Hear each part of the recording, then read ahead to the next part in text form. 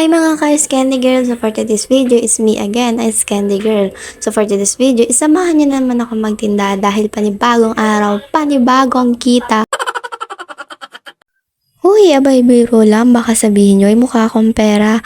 Pero kapag may pera, abay talaga magbumukha akong pera. Pero aminin, lahat ng tao ngayon mukhang pera. Sino ba naman hindi magbumukhang pera? Eh halos sa pera na nga umiikat sa mundo. Hoy! Mga bunganga nyo! Kahiin nyo!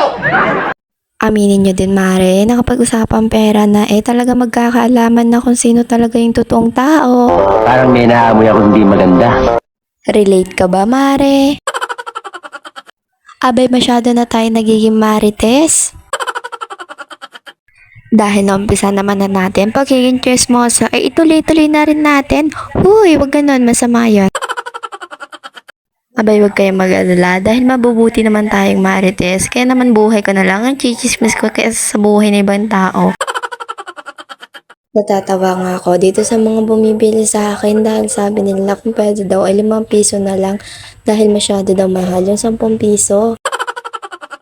Sagot ko nga sa kanila ay hindi pwede dahil hindi kaya. Sagot naman nila ay kalahati na lang daw. Sagot ko nga ay hindi pwede dahil kahit ako, pag bumibili ako ng mga ingredients ng ice candy ay bawal ang kalahati.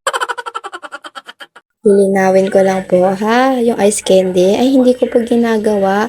Yun po ay ginagawa ng tita ko at tinitinda ko lang. Tagabili lang din ako ng mga ingredients. Kapag nakalimutan niyang bumili or kaya tinamad siya, iuutos na sa akin dahil nasa bayan naman na ako. Balik nga tayo sa pagiging chismosa. Sabi nga rin nila minsan ay pwede daw kong utang. Abay sabi ko naman hindi na uutang yung ingredients na panggawa rito. Eka nga nila is business, walang utangan. Pinakamagandang part nga sa pagtitinda, ayun na yung kung may mag-i-sponsor aman libre. Dahil bukod sa maraming kukuha, abay mapapabilis din ang pagtitinda mo dahil marami kang matitinda. Ikaw ba naman ang ilibre, Mare? Kung ikaw naman ang malilibre, Mare, di sana all. Hindi ko na nga alam kung ano pa i-chismis ko sa inyo, mga Mare ko. Sa part nga na ito ay medyo natagalan na ako magtinda. Hindi ko alam, parang tinutopak yata yung card ko. Abay mapatanong kayo at mapaisip kung paano tinutopak yung card ko. Abay ganito kasi yun, Mare, hinihila ko ay ayaw sumama. Abay syempre biro lang yun, mga Mare ko. Sa mga suki ko dyan na laging bumibili, abay maraming salamat, butit hindi kayo nagsasawa. Ikaw ba naman ang araw-araw as candy? Natatawa na nga lang ako minsan dahil sa araw-araw kong pagtitinda. Abay buti hindi sila nagsasawa. Natatawa na nga lang ako minsan kasi pag hindi pa naubos yung tinda ko ay babalik-balik ako sa kanila. Sinasabi nila na kulang na lang daw ay minuto na sa harap nila ako. Sabi pa nga nila, kapag yumaman daw ko sa pagtitinda ng ice candy, wag ko raw silang kakalimutan. Sinasabi ko na nga lang sa sarili ko ay sana nga yumaman pa ako para naman malasap-lasap ko naman yung kaginhawaan sa mundo. Uy, kaginhawaan sa mundo. Abay para hindi na rin ako magtinda ng ice candy dahil ikaw ba naman ang maglakad hanggang maubos yung tinda mo ay nakakapagod. Nakakatawa nga rin sa part na minsan ay napagkakamalan ako matanda. Dahil tinatawag nila akong nanay. Huy, 14 pa lang ako. Pero kahit na ganon, ay masaya naman ako. Fast forward nga tayo mga ka-ice candy girl. Sa part nga na ito ay nilagay ko yung sipi ko sa loob ng cooler. Abay hindi ko rin alam kung bakit. Kaya ako nilagay nga yung sipi ko sa loob ng cooler ay dahil nagwa-warning nga ito na sobrang init daw. Sana all. Hinawakan ko nga ay sobrang init na nga. Buti ka pa, nagre-reklamo pag naiinitan. Ako kasi tinitis ko na lang. Sa part nga na ito ay may pumilit inalis ko na rin yung CP ko sa may cooler para makapag-video. Huwag mong subukan. Masisira ang buhay mo.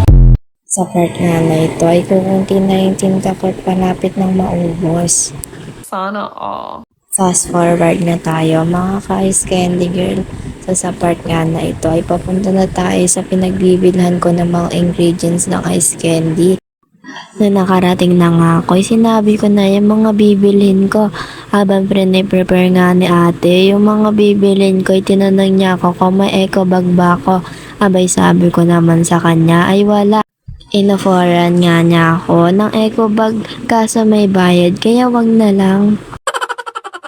Sabi ko nga, ilalagay ko na lang dito sa dala kong cooler. Sayang naman yung pambili. Sa part nga na ito ay napatanong sa ate kung ano yung tinda ko. Ay sabi ko naman ice candy. Sakto naman ay may naiwan pang isa kaso hindi na siya ganun katigas. Sabi ko nga sa kanya ay iisa na lang bilhin niya na. Kaya naman ay binili na rin niya. Sell stock yarn. Ngayon siguro napagtanto na ni ate kung bakit hindi na ako bumili ng eco bag. Abay taga-tinda lang naman ako ng ice candy. Bakit pa ako bibili ng eco bag kung may cooler naman? Hoy, ba't ganon? Sa part nga na ito ay magbabayad na ako. Abay baka bilang hugutin yung pera ko. Uy, wag ganon. Hindi yung tigi 1,000. Abay baka magtaka kayo bakit pa electric fan ako. Uy, pagkainit-init ng panahon tapos hindi mo ko pag-i-electric panin. Sa part nga na ito ay tapos na akong magbayad at aayusin ko na nga yung mga gamit ko para makauwi na ako. Nakalimutan ko, bumili pa pala ako ng sagurito. Abay, heto na naman tayo, magbabayad na naman. Abay, baka hold upin nyo ako, wag na kayong magtangka, wala kayong makukuha. Kung gusto nyo ay yung mga barya-barya mabibigat ang kunin nyo. Uy, joke lang.